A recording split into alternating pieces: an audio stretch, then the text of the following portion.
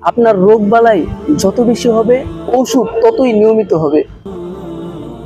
আপনার রোগের পরীক্ষা নিরীক্ষা যত বেশি হবে, চিকিৎসা শিল্পের লাভ তত বেশি হবে। ফুলে ফেঁপে উঠবে কর্পোরেট দোকানদাররা, ব্যবসায়ীরা ও ওষুধ কোম্পানিরা। বর্তমানে ডায়াবেটিস, উচ্চ রক্তচাপ, গ্যাস্ট্রিক, মানসিক রোগ, অ্যালার্জি এসব রোগ সারিয়ে তোলার ব্যর্থতায় পরিণত হচ্ছে। তাদের কারণে, কর্পোরেট ব্যবসায়ীদের কারণে।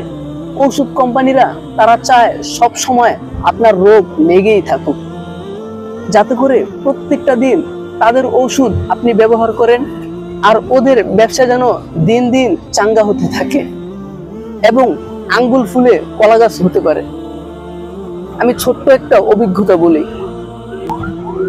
হাসপাতালের পাশে আমাদের একটি ছোট্ট দোকান।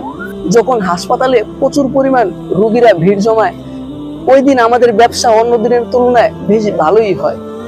এর মানে এটা নয় যে আমি চাইবো সবসময় হাসপাতালে রোগীরা ভিড় জমে থাকুক আর আমার ব্যবসা চাঙ্গা হতে থাকুক। আমি তো চাই হাসপাতালগুলো বর্তমান সিনেমা হলের মতো ভুতুরে বাড়ি এবং বিরান ভূমিতে পরিণত হোক।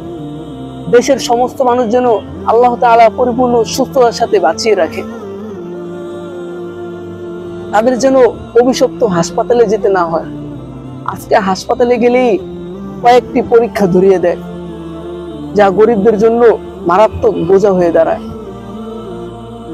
এই কর্পোরেট ব্যবসায়ীরা ও ওষুধ কোম্পানিরা যখন ওদের নিজেদের রোগ বালাই হয়, তখন ওরা ইউরোপ, আমেরিকা ও উন্নত রাষ্ট্রে গিয়ে একেবারে গোড়া থেকে সেই রোগকে নির্মূল করে তারপর দেশে ফিরে আসে।